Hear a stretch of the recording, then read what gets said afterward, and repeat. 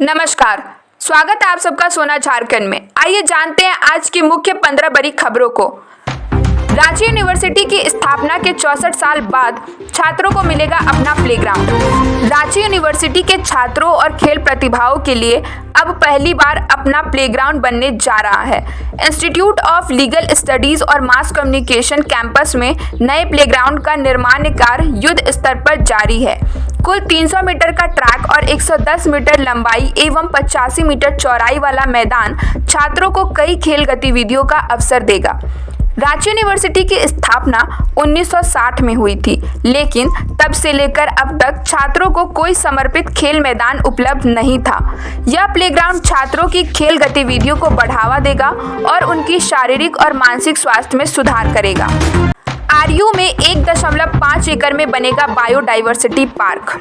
Ranchi university अब एक biodiversity park स्थापित करने जा रही है, जिसका निर्माण मोराबादी स्थित बेसिक साइंस भवन कैंपस में 1.5 एकड़ क्षेत्र में होगा। इससे आईआईएम केरल की तर्ज पर विकसित किया जाएगा और इसका उद्देश्य छात्रों, शोधकर्ताओं और फैकल्टी को जैव विविधता और पर्यावरण पर अध्ययन और शोध करने का अवसर प्रदान करना है। इस बायोडाइवर्सिटी पार्क में विभिन्न पेड़ पौधों और प्रजातियों का संरक्षण किया जाएगा, ताकि छात्रों को जैव विविधता और पारिस्थितिकी के महत्व को समझने में मदद मिल सके। आरयू का यह प्रयास छात्रों के बीच वैज्ञानिक सोच और पर्यावरण के प्रति जागरूकता को बढ़ावा देने के लिए एक महत्वपूर्ण कदम है। रेन पास में 33 करोड़ से भवनों को किया जाएगा दुरुस्त, सुविधाएं बढ़ेगी। Ranchi institute of neuro psychiatry and allied science में राज्य सरकार ने मानसिक रोगियों की सुविधाओं को बेहतर बनाने के लिए 33 करोड़ रुपए का आवंटन किया। इस राशि से ऑडिटोरियम, गेस्ट हाउस, पुरुष और महिला वार्ड सहित अन्य सुविधाओं को उन्नत किया जाएगा।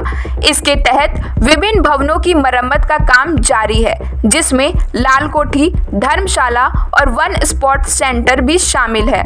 यह अपग्रेडेशन मरीजों को बेहतर सेवाएं प्रदान करने और उनके इलाज में सहूलियत बढ़ाएगा।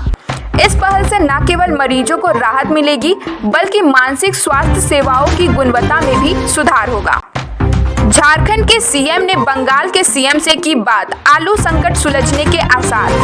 झारखंड में आलू संकट को लेकर राज्य में मुख्यमंत्री हेमंत सोरेन ने हस्तक्षेप किया है और मुख्य सचिव अलका तिवारी ने इस मुद्दे को सुलझाने के लिए पश्चिम बंगाल के मुख्य सचिव मनोज पंत से बातचीत की।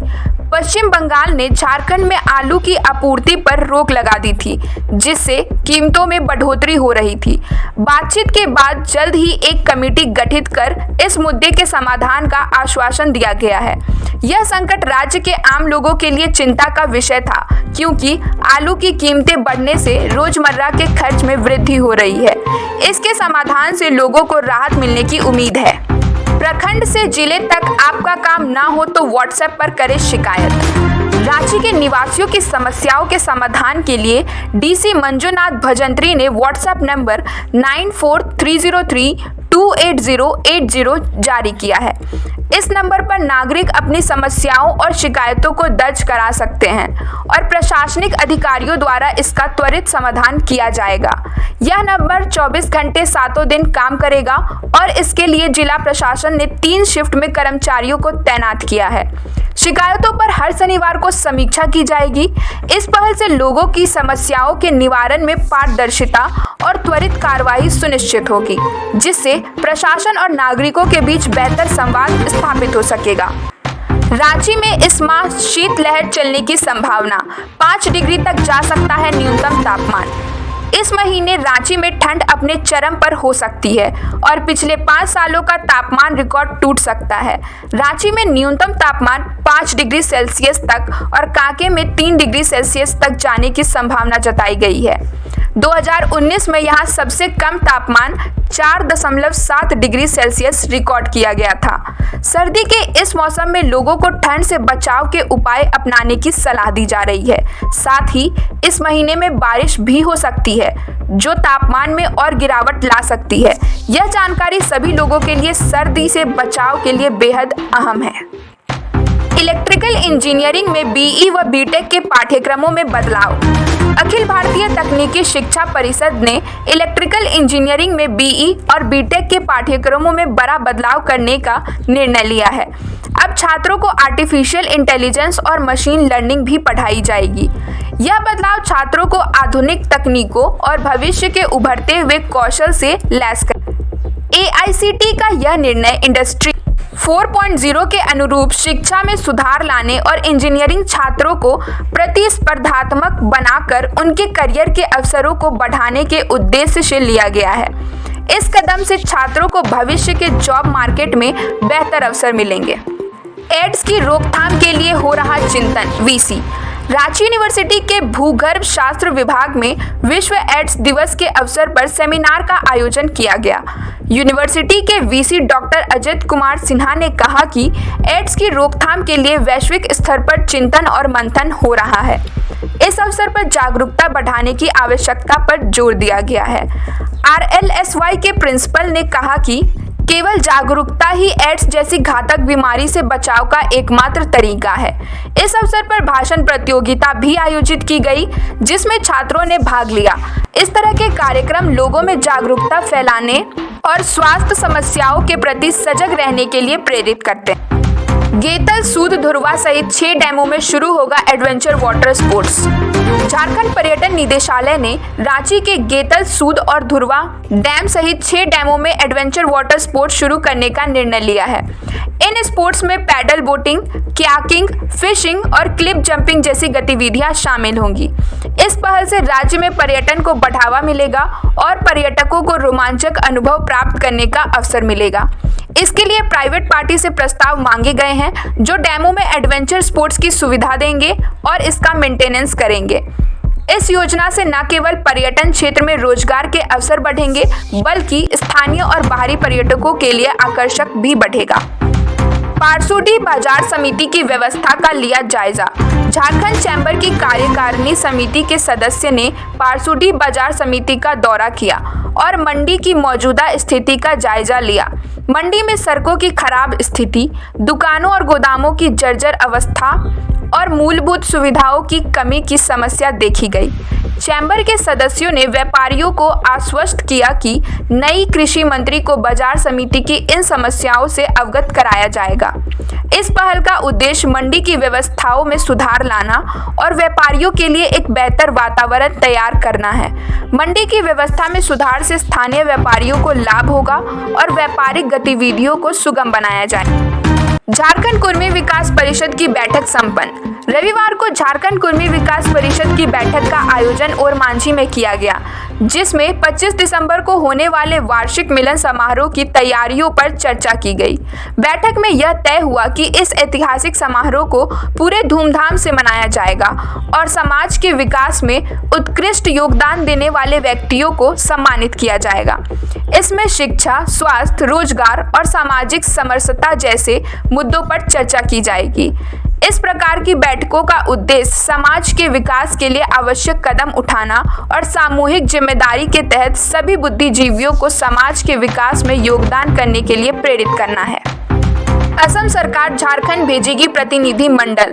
असम के मुख्यमंत्री हिमंता बिस्वा शर्मा ने घोषणा की कि उनकी सरकार झारखंड में 2 प्रतिनिधि मंडल भेजेगी। ये प्रतिनिधि मंडल झारखंड में विभिन्न मुद्दों का अध्ययन करेगी। इस पहल का उद्देश्य विभिन्न मुद्दों को समझना और उन पर कार्रवाई करना है। हालांकि मुख्यमंत्री ने अभी यह स्पष्ट नहीं किया है कि टीम किस मुद्दे का अध्ययन करेगी। यह कदम झारखंड और असम के बीच विभिन्न सामाजिक और राजनीतिक मुद्दों के संदर्भ में आपसी समझ बढ़ाने और जरूरी उपायों के लिए कदम उठाने का प्रतीक है। इसके तहत दोनों राज्यों के संबंधों को और अधिक मजबूत बनाने की उम्मीद है। निशिकांत बोले, बांग्लादेश जैसी घटनाएं संथाल में हो रही, NRC लागू करने की बात। गोड्डा सांसद निशिकांत दुबे ने कहा कि संथाल परांगना में बांग्लादेश जैसी घटनाएं हो रही हैं। उन्होंने कहा कि भाजपा और संघ परिवार इस मुद्दे को लगातार उठाते रहेंगे और किसी भी कीमत पर संथाल में NRC लागू किया। उन्होंने बताया कि इस प्रक्रिया के तहत जांच 1932 के खतियान के आधार पर की जाए। भाजपा का यह कदम अवैध बांग्लादेशी घुसपैठियों पर नियंत्रण लगाने के उद्देश्य से है। इस प्रकार के बयानों से राज्य की राजनीति में विवाद और तनाव की स्थिति पैदा हो सकती है। हालांकि एनआरसी लागू करने का मुद्दा बेहद संवेदनशील और इसके व्यापक प्रभाव हो सकते हैं। सरकार ने ट्रेजरी के 2,812 करोड़ अपनी झोली में डाले, बाबूलाल मरांडी। प्रदेश भाजपा अध्यक्ष बाबूलाल मरांडी ने राज्य सरकार पर ट्रेजरी के 2,812 करोड़ रुपए गलत तरीके से अपनी झोली में डालने का आरोप लगाया है।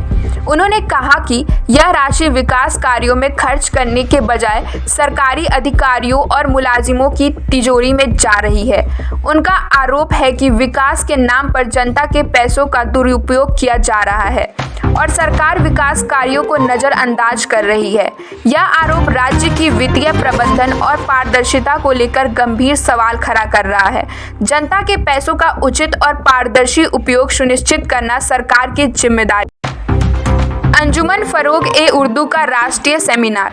अंजुमन फरोग-ए-उर्दू द्वारा एक दिवसीय राष्ट्रीय सेमिनार का आयोजित किया गया, जिसका विषय अहमद सजाद का व्यक्तित्व एवं कला था।